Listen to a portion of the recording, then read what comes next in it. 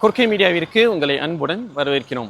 இப்போ நம்ம எந்த இடத்துக்கு வந்திருக்கிறோம் அப்படின்னா, தமிழ்நாட்டிலேயே மிக முக்கியமான ஒரு வரலாற்று சிறப்புமிகு இடத்துல தான் இருக்கிறோம். திண்டுக்கல் மலைக்கோட்டை. இந்த மலைக்கோட்டைக்கு அடிவாரத்தில் இருக்கக்கூடிய வரலாற்று அடையாள சின்னத்தை தான் நம்ம பார்த்துட்டு இருக்கிறோம்.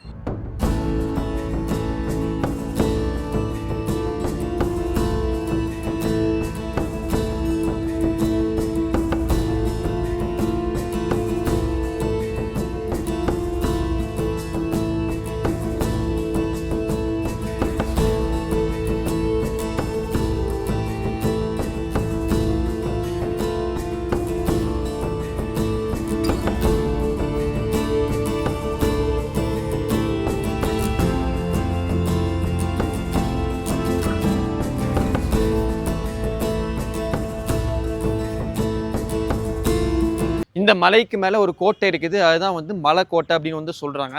அந்த கோட்டையை யாரு கட்டினா அப்படின்னா, மதுரை ஆண்ட நாயக்க மன்னர்கள். அந்த வம்சவழியில முத்து கிருஷ்ணப்ப நாயக்கர் என்ற மன்னரால் 1605 இந்த கோட்டையை கட்டிருக்கிறாங்க. திண்டுக்கல்ல இருக்கக்கூடிய இந்த மலை உச்சி இந்த பகுதியை ஆளக்கூடிய மன்னர்களுக்கு மிகப்பெரிய ஒரு ஸ்ட்ராட்டஜிக் லொக்கேஷனாக இருந்திருக்குது.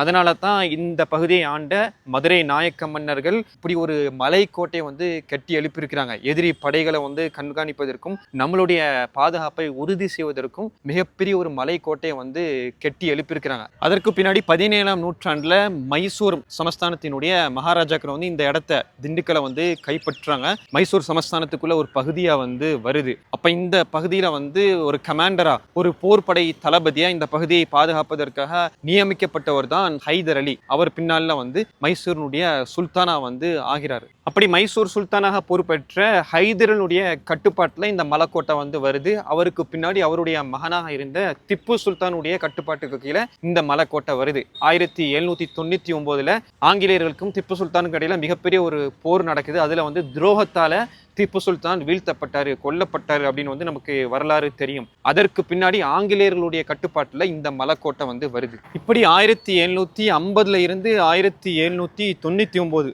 திப்பு சுல்தான் ஆங்கிலேயர்களுக்கு எதிராக போரிடும் போது கொல்லப்படும் வரை கிட்டத்தட்ட 50 வருஷம் இந்த பகுதியை, திண்டுக்கல் பகுதியை ஹைதர் அலி, அதற்கு பின்னாடி திப்பு சுல்தான் கட்டுப்படுத்திட்டு வந்திருக்கிறாங்க. அப்படி ஹைதர் அலி இந்த பகுதியை ஆட்சி செய்யும் போது ஒரு 3 பள்ளிவாசலை கட்டி எழுப்புறாரு. ஒன்னு தன்னுடைய தேவைக்காக, இன்னொன்னு போர் வீரர்களுக்காக, மூணாவது பொதுமக்களுக்காக. அப்படி பொதுமக்களுக்காக எழுப்பப்பட்ட பள்ளிவாசல் தான் இந்த பேகம்பூர் பள்ளிவாசல். அதுதான் இப்ப நம்ம பார்த்துட்டு இருக்கிறோம்.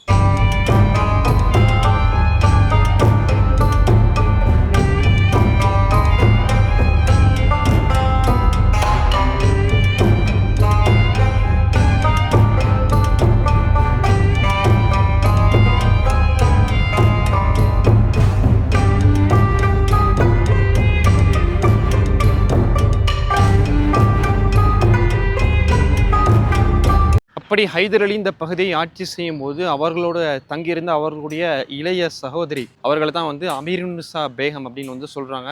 அவர்கள் 1766 இந்த பகுதியில மரணம் அடைகிறாங்க. அவர்களுடைய நினைவு சின்னமா இந்த தர்கா கட்டி எழுப்பியிருக்கிறாங்க. ஏண்டா இவர்கள் இஸ்லாமிய சூஃபிச அந்த வழியில, அந்த ஆன்மீக வழியில மிகவும் அந்த தேர்ச்சி பெற்று அதுல நாட்டமுடைய பெண்மணியா இருந்திருக்கிறாங்க. சிறந்த ஒரு பெண்மணியா வாழ்ந்திருக்கிறாங்க. மிக முக்கியமா ஹைதர் அலி இந்த பகுதியை ஆட்சி செஞ்சுட்டு வரும்போது பெண்களுடைய பாதுகாப்பிற்காக, பெண்களுடைய தன்மானத்திற்காக ஏகப்பட்ட சீர்திருத்த பணிகளை இந்த அம்மா செஞ்சிருக்கிறாங்க. அது மட்டும் இல்லாமல் இந்த பகுதியொட்டிய மிக முக்கியமான ஒரு வரலாற்று தகவலை நம்ம பார்க்கணும். சிவகங்கை சீமையை ஆண்ட முத்துவடுகநாத பெரிய உடையார் தேவர் அப்படின்னு சொல்லுவாங்க. அவர் தான் 1750 இருந்து 1772 வரைக்கும் கிட்டத்தட்ட 22 வருஷம் சிவகங்கை சமஸ்தானத்தில் ஒரு மன்னராக ஆட்சி செஞ்சுட்டு வராரு. அவர் ஆங்கிலேயருக்கு எதிரான ஒரு மனநிலை கொண்டவராக இருக்கிறார். அவருடைய மனைவியாக தான் வீரமங்கை வேலுநாச்சியார் இருக்கிறாங்க. அப்போ 1772 ஆங்கிலேய படைகளும் ஆற்காட்டு நவாபு படைகளும் கூட்டு சேர்ந்து செய்றாங்க, முத்துவடுகநாதருக்கு எதிராக போர் புரியுறாங்க. அந்த போரில் தான் முத்துவடுகநாதரும் ஏகப்பட்ட தளபதிகளும் கொல்லப்படுறாங்க.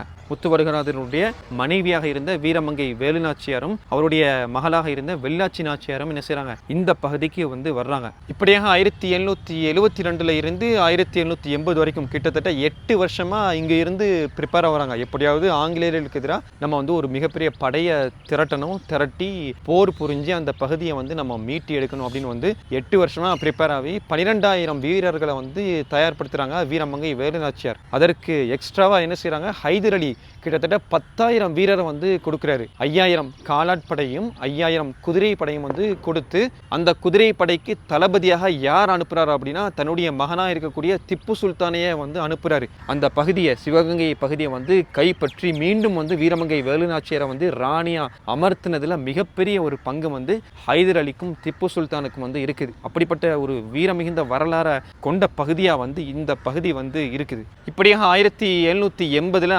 ஆங்கிலேயர்களுக்கு எதிராக போரிட்டு அந்த சமஸ்தானத்தை கைப்பற்றி ராணி வீரமங்கை வேலுநாச்சியார் வந்து கிட்டத்தட்ட 10 வருஷம் அந்த பகுதியை வந்து ஆண்டுட்டு வர்றாங்க. அவர்களுடைய தளபதிகளாகவும் அமைச்சராகவும் யார் இருக்கிறா அப்படின்னா மருது சகோதரர்கள் இருக்கிறாங்க. அதற்கு பின்னாடி 1790களில் வீரமங்கை வேலுநாச்சியார் வந்து உடல்நிலை சரியில்லாம மரணம் அடைஞ்சிடுறாங்க. அதற்கு பின்னாடி அந்த ஆட்சியை வந்து மருது சகோதரர்கள் தான் வந்து எடுத்துட்டு போறாங்க.